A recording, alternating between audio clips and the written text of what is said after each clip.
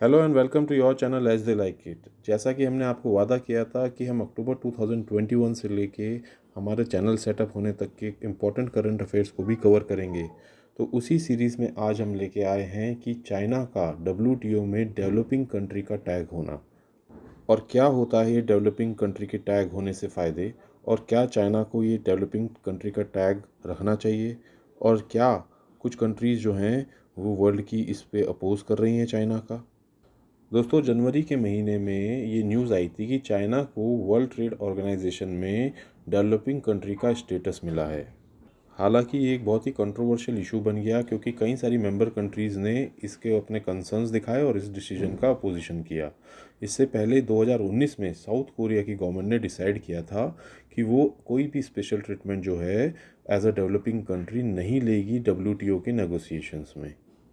अब चाइना पर भी कई कंट्रीज़ का प्रेशर है कि वो भी डेवलपिंग कंट्री का टैग हटा दे या फिर उसका फ़ायदा लेना बंद कर दे WTO के नेगोशिएशंस में।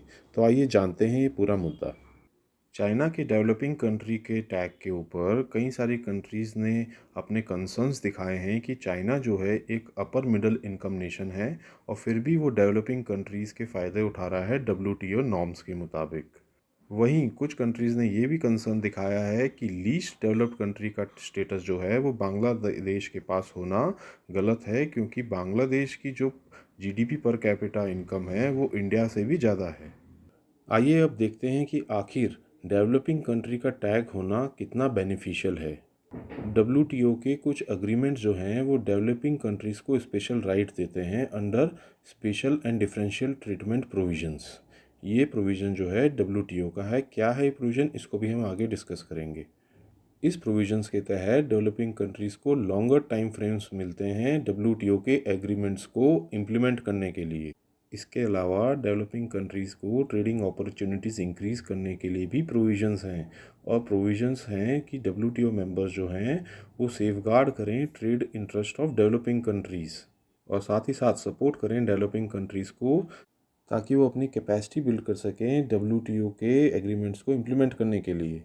WTO के जो अग्रीमेंट्स होते हैं जनरली उनका एम होता है कि गवर्नमेंट का जो सपोर्ट है किसी कंट्री में इंडस्ट्री को, किसी पर्टिकुलर इंडस्ट्री को लेकर, उसका जो गवर्नमेंट का सपोर्ट है उसको रिड्यूस करना ओवर टाइम, ताकि जो है लेवल प्लेइंग फील्ड रहे सारी कंट्रीज़ के लिए। और यही जो टारगेट्स हैं वो डेवलपिंग कंट्रीज़ के लिए बहुत ही लीनियंट रखे जाते हैं। साथ ही साथ उनका टाइम फ्रेम भी है वो बहुत ज़्यादा रहता है compare to the developed ones. इसके अलावा जो LDC का टैग है या डेवलपिंग कंट्रीज़ का टैग है, इसके बेसिस पे प्रेफरेंशियल ट्रीटमेंट भी मिलता है WTO के कई सारे अग्रीमेंट्स में। आइए अब देखते हैं कि ये डेवलपिंग कंट्री का जो टैग है ये कौन डिसाइड करता है और चाइना के अगेंस्ट क्यों है वर्ल्ड के नेशंस की उसको डेवलपिंग कंट्री का टैग है। सबसे पहली बात यहाँ पे ये जान लीजिए कि WTO जो है वो डिफ़ाइन नहीं करता है कि कौन सी कंट्रीज डेवलप्ड होंगी कौन सी डेवलपिंग होंगी। ये WTO के मेंबर कंट्रीज़ जो हैं वो खुद ही फ्री हैं अनाउंस करने के लिए कि मैं डेवलपिंग हूँ या डेवलप्ड हूँ। वहीं चाइना की बात करें तो वर्ल्ड बैंक का कहना है कि चाइना एक अपर मिडिल इनकम कंट्री बन गई है और ऐसे में उसका डेवलपिंग कंट्री का टैग होना गलत है। इसके अलावा भी कई कंट्रीज जो हैं चाइना के अगेंस्ट इसलिए हैं क्योंकि जो चाइना है उसके ऊपर एलिगेशंस हैं अनफेयर ट्रेड प्रैक्टिसेस की और प्रेफरेंशियल ट्रीटमेंट देने की स्टेट एंटरप्राइजेस को, साथ ही साथ डेटा रेस्ट्रिक्शंस और इनएडिक्वेट enforcement of intellectual property rights की भी उसके ऊपर एलिगेशंस हैं। और यही कहना है वर्ल्ड की बहुत सारी कंट्रीज़ का कि चाइना को या तो ये बेनिफिट्स जो डेवलपिंग कंट्रीज़ के हैं उनको लेना बंद कर देना चाहिए, या फिर इस क्लासिफिकेशन में अपने आप को डालना नहीं चाहिए डेवलपिंग कंट्री की। आइए अब देख लेते हैं कि special and differential treatment provisions क्या हैं WTO के। इसमें सबसे पहला है लॉन्गर टाइम पीरियड देना for implementing agreements and commitments. दूसरा है कि ऐसे मेजर्स लिए जाने ताकि ट्रेडिंग अपॉर्चुनिटीज़ जो हैं डेवलपिंग कंट्रीज़ की इंक्रीज़ हो सकें। तीसरा है ऐसे प्रोविजंस जो कि WTO के सभी मेंबर्स को लेने चाहिए ताकि जो ट्रेड इंटरेस्ट हैं डेवलपिंग कंट्रीज़ के वो सेफगार्ड हो सकें। फोर्थ है डेवलपिंग कंट्रीज़ को अपनी कैपेसिटी को बिल्ड करने में सपोर्ट करना ताकि वो WTO का वर्क, डिस्प्यूट सेटलमेंट, इन सबको हैंडल कर सके। इसी में प्रोविजंस हैं regarding least developed countries also. और सिक्स्थ है नॉन रेसिप्रोकल प्रेफरेंशियल ट्रीटमेंट देना। कहने का मतलब ये है कि अगर डेवलप्ड कंट्रीज़ जो हैं वो ट्रेड कंसेशंस देती हैं डेवलपिंग कंट्रीज़ को, तो वो बदले में कोई भी ऐसा रेसिप्रोकल ट्रीटमेंट एक्सपेक्ट ना करे डेवलपिंग कंट्री से। आइए अब देखते हैं कि चाइना ने इस इशू पे कैसा रिस्पॉन्ड किया है। चाइना ने कंसिस्टेंटली मेंटेन किया है कि वो वर्ल्ड की लार्जेस्ट डेवलपिंग कंट्री है। हालांकि उसने रिसेंटली ये भी इंडिकेट किया है कि वो कई सारे डेवलपिंग कंट्रीज़ के बेनिफिट्स को फॉरगो करना चाहती है।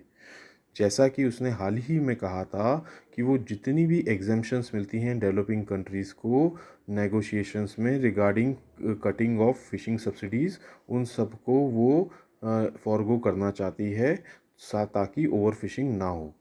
वहीं ये भी ट्रू है कि अगर चाइना का स्टेटस डेवलप्ड कंट्री में आ गया तो नेगोशिएशंस और फ्यूचर एग्रीमेंट्स में बहुत ज़्यादा उसका इम्पैक्ट होगा। आइए अब देखते हैं कि एलडीसी क्लासिफिकेशन का क्या फ़ायदा है। डब्ल्यूटीओ जो है किसी कंट्री को लीस्ट डेवलपिंग कंट्री तब मानता है जबकि यूएन बेस्ड क्राइटेरिया में वो फिट हो, और ये क्राइटेरिया जो है वो एवरी 3 ईयर्स जो है रिव्यू किया जाता है। और एलडीसी को बहुत ज़्यादा एग्जेम्पशंस हैं compare to the developing countries. जहाँ तक बांग्लादेश की बात करें तो बांग्लादेश को करेंटली क्लासिफाई किया है लीस्ट डेवलप्ड कंट्री, जिसके कारण उसको ज़ीरो ड्यूटी पड़ती है, ज़ीरो कोटा एक्सेस है। लेकिन बांग्लादेश की जो जीडीपी पर कैपिटा इनकम है वो इंडिया जैसी कंट्री से भी ज़्यादा है, और ऐसा कहा जा रहा है कि जो बांग्लादेश है वो 2026 तक एलडीसी स्टेटस से बाहर हो जाएगी और डेवलपिंग कंट्रीज़ में आ जाएगी। आइए अब जान लेते हैं कि वर्ल्ड बैंक की क्लासिफिकेशन क्या है कंट्रीज़ की। वर्ल्ड बैंक जो है वर्ल्ड की इकोनॉमीज़ को 4 इनकम ग्रुप्स में डिवाइड करता है: low, lower middle, upper middle and higher income countries. ये जो क्लासिफिकेशन है ये अपडेट की जाती है हर साल 1 जुलाई को, और ये बेस्ड होती है gross national income per capita of the previous year पर। यहाँ पे ये भी जान लीजिए कि ग्रॉस नेशनल इनकम जो होती है वो टोटल अमाउंट ऑफ मनी जो कि अर्न किया गया है नेशन के पीपल और बिजनेसेस ने। वहीं इंडिया जो लेटेस्ट क्लासिफिकेशन है 2020-21 वाली, उसमें वर्ल्ड बैंक ने इंडिया को क्लासिफाई किया है as lower middle income country.